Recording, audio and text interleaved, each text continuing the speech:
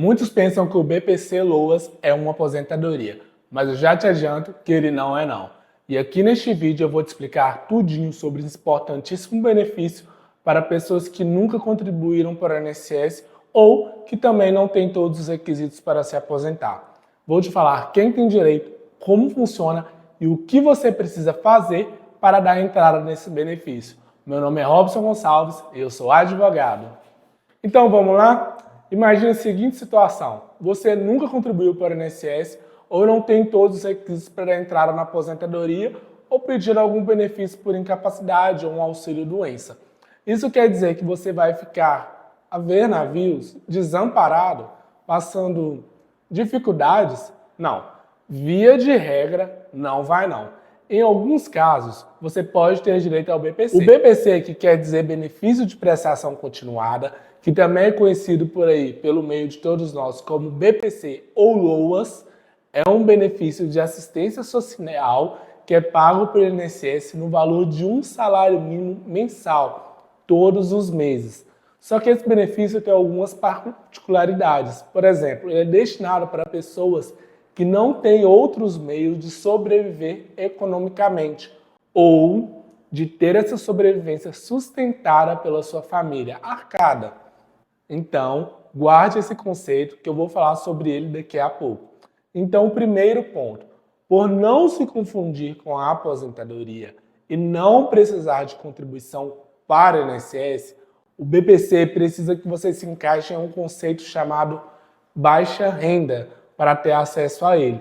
E esse é um dos requisitos fundamentais. Aliás, ele é o requisito essencial antes da gente falar sobre o BPC. Agora, o segundo requisito é ou você ter 65 anos de idade ou mais, ou possuir alguma deficiência ou limitação para realizar as atividades diárias. E é aqui que vem a grande sacada. O conceito de deficiência aqui, nesse caso, ele é amplo. Por isso que eu falei alguma limitação também para realizar as atividades diárias. Por exemplo, casos de diabetes mais avançados que comprometem o dia a dia, problemas cardíacos que comprometem você fazer algum esforço, alguma condição neurológica, HIV, autismo, qualquer doença. E dentre diversas outras condições possíveis, podem vir a dar direito ao BPC. Importante, pense em situações que causam limitações para a atividade diária, ok? Só que aqui, cada caso precisa ser analisado cuidadosamente por um especialista em direito previdenciário, ou seja, não desanime. Como eu falei, o conceito de deficiência ele é amplo. Por isso que eu falei também na questão de limitações para atividades diárias. A partir do momento que você não consegue realizar essas atividades em igualdade de condições com as demais pessoas, ok? Agora, indo direto no ponto de quem tem direito, eu preciso esclarecer o seguinte. Você não precisa ter a deficiência e ter 65 anos. É um ou outro. Se você ter alguma limitação e possuir a idade avançada, ok, tudo certo, não vai interferir para você pedir o BPC. Inclusive, pode ajudar a questão de verificar as suas limitações, entendeu? E sobre a deficiência ou a questão de possuir alguma limitação, até menores de idade que possuem limitações para as atividades diárias ou alguma deficiência podem vir a ter direito ao BPC. Só que aqui entra um ponto importante. Lembra que eu te falei no início desse vídeo que você precisa se encaixar em um conceito chamado de baixa renda? Então, isso é sempre obrigatório quando a gente pensa em pedir o BPC, o LOAS. Só para repassar então, antes de falar sobre baixa renda, se você tem 65 anos de idade ou mais, ou se você possui alguma deficiência ou doença limitante, e a partir do momento que você se encaixa no conceito de baixa renda, que é obrigatório, que eu vou te falar daqui a alguns instantes, pode ser sim que você tenha direito ao benefício de prestação continuada, ao BPC. Então é bom ficar atento no que eu vou te falar daqui para frente, ok? O que eu vou te falar agora é sobre o conceito de baixa renda para pedir o BPC. O conceito de baixa renda é pessoas que se encaixam na renda familiar inferior a 1/4 do salário mínimo. Isso quer dizer que a renda de todas as pessoas que moram naquela mesma residência, ou seja, no mesmo teto, essas rendas têm que ser somadas. E após essa soma, dividir pela quantidade de moradores que residem naquele mesmo teto. E o valor que der por cada morador não pode ser superior a 1/4 do salário mínimo. Mas aqui vem uma grande sacada. Gastos rotineiros, dependendo, aqueles gastos como tratamentos de saúde, essas coisas, podem ser abatidos desse valor, ok? Então, deixa eu te dar um exemplo. Em 2023, o valor do salário mínimo é de R$ 1.320. 1/4 disso dá R$ 330 por pessoa. Para entender melhor o cálculo, deixa eu te explicar um caso aqui do escritório, o caso do Pedro. Ele nasceu em 2017 e foi diagnosticado com autismo em grau avançado. E ele mora atualmente com sua mãe, a Ana. Sendo que a Ana, ela depende exclusivamente do Bolsa Família para sustentar ela e o Pedro. Ela até que faz alguns bicos ali, como a unha, um cabelo, mas nada que gere uma renda significativa, uma vez que ela tem que dedicar o seu dia aos cuidados do Pedro, seu filho. Então ela faz algo em torno de R$ 300 por mês e isso às vezes. Portanto, não é todos os meses que ela tem esse dinheiro garantido. Você consegue me entender aqui? Então, para ficar claro, ela depende exclusivamente do Bolsa Família. No caso dela, que dedica 100% do seu tempo para cuidar do seu filho, do Pedro, a renda familiar, podemos perceber aqui, que ela é zerada, uma vez que os bicos que realiza uma vez ou outra, eles não entram nessa conta. E o Bolsa Família, ele também não entra. Por isso, ela pode pedir o BPC para o seu filho, uma vez que eles residem no mesmo teto e não têm condições de se sustentar. Então, o BPC para ela sempre vai ser no valor de um salário mínimo. Então, sempre que a gente pensa em BPC, é no valor de um salário mínimo. Ou seja, no caso dela, é bem mais vantajoso optar por receber o BPC do que continuar com o Bolsa Família. Agora, vamos para outro exemplo do cálculo. Vamos pensar no caso da Maria Inês. Maria é aposentada pelo INSS e recebe um salário mínimo. Mas o seu marido, o José, ele não recebe benefício nenhum. E ele já passou dos seus 65 anos de idade. A única coisa que José faz são também alguns bicos ali, como consertos elétricos, ajuda a capinar no lote de outras pessoas, consertos hidráulicos, enfim. Aqui a renda familiar fica exclusivamente por conta da Maria Inês, que é a única que tem uma renda familiar todos os meses garantida. E aqui no nosso exemplo, ela recebe um salário mínimo de aposentadoria, sendo que o seu marido ele gera pouco mais de 500, 600 reais por mês. No caso da Maria Inês, a renda familiar também é zero, porque como eu te disse, os bicos não entram e além disso, segundo a lei do BPC, o valor da aposentadoria recebida quando for de até um salário mínimo mensal, ele não entra no cálculo da renda familiar. Então, o José tem sim direito a pedir do BPC.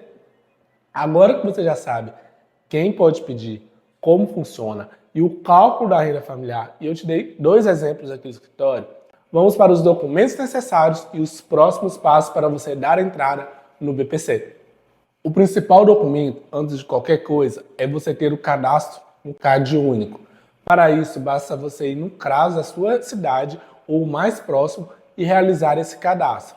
Esse cadastro ele é obrigatório, ok? E para quem já recebe o Bolsa Família ou algum benefício governamental, o CAD único já existe. Só que aqui vem a grande sacada. Ele é obrigatório estar atualizado. Então, antes de pedir o BPC, você vai lá e atualiza o CAD único. Sem isso, o benefício vai ser negado. E se você tem dúvida de quando fez o CAD único, se ele está atualizado ou não, na dúvida, vai lá e atualiza. Como eu disse, sem isso vai ser negado. Agora vamos para os documentos básicos de qualquer requerimento do BPC, que é o CPF, o RG, o comprovante de residência e se você estiver pedindo para algum menor de idade, apresente os seus documentos como representante deste menor também. E além disso, se for algum pedido de BPC para pessoas com deficiência, os laudos médicos da pessoa que tem a deficiência ou a limitação também devem ser apresentados, ok? Inclusive eu gosto de apresentar as receitas também. E aqui eu gosto de apresentar também no requerimento as fotos da casa, para falar quem mora na casa, indicando a renda dessa pessoa e o CPF. Se a pessoa que mora naquela residência, junto com quem está pedindo o BPC, se ela recebe aposentadoria ou algum benefício, como Bolsa Família, ou se ela tenha qualquer outra renda, ok? Eu faço isso por conta daquele requisito que eu te falei da baixa renda, que ele tem que ficar demonstrado para ter direito ao BPC. E eu gosto de deixar ele já bem comprovado no requerimento junto ao INSS. Isso vai evitar dor de cabeça, vai evitar que o requerimento demore a ser analisado, vai evitar que o INSS negue o benefício e até se o INSS negar por alguma injustiça, que infelizmente é comum, fica mais fácil de ir na justiça para reverter isso. Então fique atento, preste atenção nessas dicas e qualquer coisa volte o vídeo para você anotar elas, ok? Agora eu quero te dar uma dica. O BPC, os advogados, via de regra, eles não cobram para te orientar nesse benefício, porque é um benefício já assistencial para quem está necessitado. E se você for dar entrada, por exemplo, com um advogado, a maioria só vai cobrar quando sair o benefício, quando ganhar. Por isso, se você ficou com a dúvida, principalmente de como realizar o requerimento, de como ter ele aprovado de uma maneira mais célere, mais fácil, procure um especialista em direito previdenciário. Ele vai te orientar para você receber o seu benefício da maneira mais correta possível, sem passar por dor de cabeça, por estresse, beleza? Então agora vamos ao que você precisa fazer para dar entrada no BPC. Primeiro, CAD único atualizado, tudo certinho e bem recente, ok? Separe os seus documentos pessoais, pegue o comprovante de residência, laudos, receitas, prontuários, se for o BPC por deficiência, tudo que você tiver que demonstre o histórico da sua condição, ok? Separe o CPF, nome completo e renda de quem mora com você, por mais que já está no CAD único, deixe demonstrado isso no seu requerimento. Aí, para dar a entrada, você acessa o portal do meu INSS. A senha que você usa para acessar é a mesma do gov.br. Dentro do portal, basta você pesquisar por benefícios assistenciais. De lá, basta escolher se é com deficiência ou se é pela idade. Depois, basta juntar os documentos e dar a entrada.